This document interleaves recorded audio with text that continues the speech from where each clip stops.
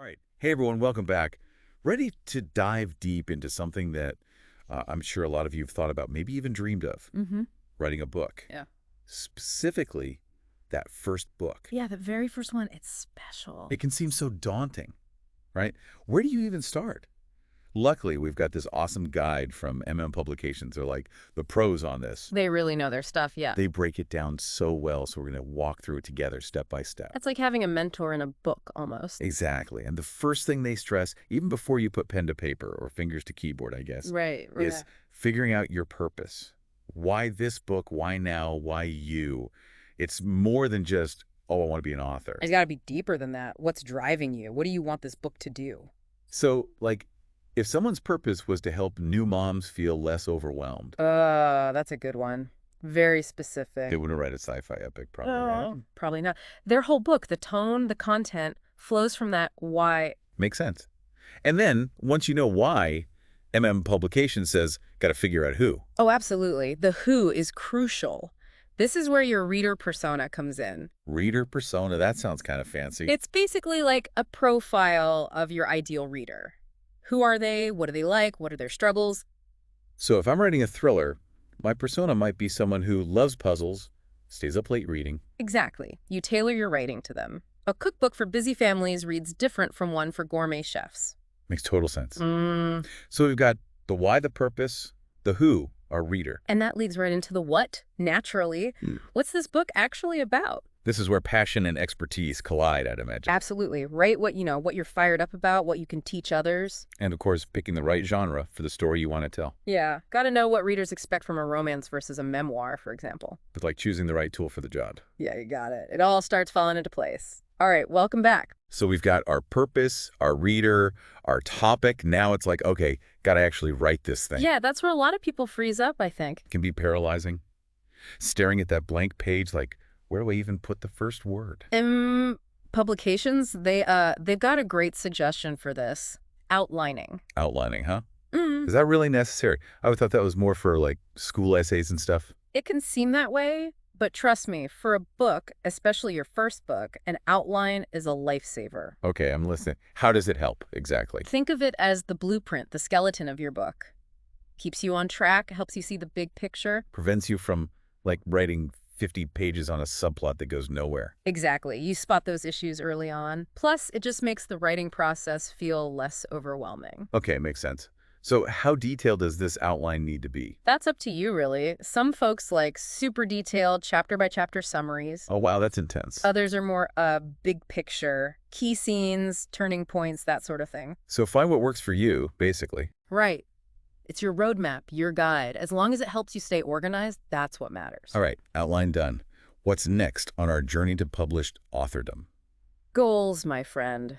Setting realistic, achievable goals. Okay, this is starting to sound more like self-help than writing advice. Well, it's all connected. You wouldn't train for a marathon by just running randomly, right? No, I guess not. I'd probably collapse. Same with a book. Break it down. Maybe it's a word count per day or a certain number of scenes a week. Whatever keeps you moving forward consistently. Bingo. Consistency is key.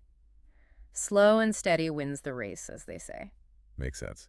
Now, Publications also talks a lot about research. Oh, yes. Research, especially if you're writing nonfiction. So fact-checking, gathering data, all that good stuff. Exactly. It adds credibility, depth to your work, shows you've done your homework. Can't just make things up, right? Not unless you're writing pure fantasy. Even then, world building takes research in its own way. Good point. So we've got our outline, our goals, we've done our research. Now it's time to actually write. Almost. But before you dive into that first draft, remember one crucial thing. Don't aim for perfection. Wait, really? Isn't that the whole point? Nope. First draft is all about getting the ideas out, letting the story flow. It's going to be messy. That's okay. Oh, that's a relief to hear. Yeah. I always get stuck trying to make every sentence perfect. It's like sketching before you paint. You need that rough draft to work with. So embrace the mess. Got it. Then what? Then, my friend, we revise and edit. That's where the real magic happens. But that sounds kind of scary too. Like dissecting your own work. It can be tough, but it's also where your book goes from good to great. This is where getting feedback helps, right? Absolutely. Fresh eyes can spot things you miss. Beta readers, critique partners, invaluable resources. So revise based on feedback Then it's editing time. Yep, line by line, polishing the prose, making it sing. This is where a professional editor can be worth their weight in gold. Even if you're not going the traditional publishing route. Absolutely. A good editor can take your work to the next level, whether you self-publish or go with a publishing house. So much to think about. From messy first draft to polished manuscript, it's quite a journey. And we're not done yet. We still got to talk about getting that book out into the world, which is a whole nother beast. Deep breath, let's do it. Oh. Okay, deep breaths taken, we're back. Now it's time to tackle the big one, right? Getting this book actually published. The culmination of all our hard work. It's exciting, but yeah, can be a bit daunting too. There are so many options: traditional publishing, self-publishing, ebooks, audiobooks. Where do we even begin? Let's start with the basics. The two main paths are traditional publishing and self-publishing. Right, right. Traditional, that's the one where you get an agent, they shop your book around to publishers. Exactly. The big advantage there is, well, their reach. They have the connections, marketing muscle, that sort of thing. And it gives your book a certain, like, legitimacy, I guess. Whoa, definitely. Having a big name publisher on your cover carries weight. But you give up some control, right? They have a say in the cover, the editing, maybe even the story itself. True. And it's a long process. Could be months, even years before your book hits shelves. So what about self-publishing? Is that more for, like, niche books or something? Not at all. It's become hugely popular. The biggest advantage is, well, you're in charge. Complete creative control. So you decide the cover, the price, the marketing, everything. Everything. Plus, you get a bigger chunk of the royalties, and you can publish way faster.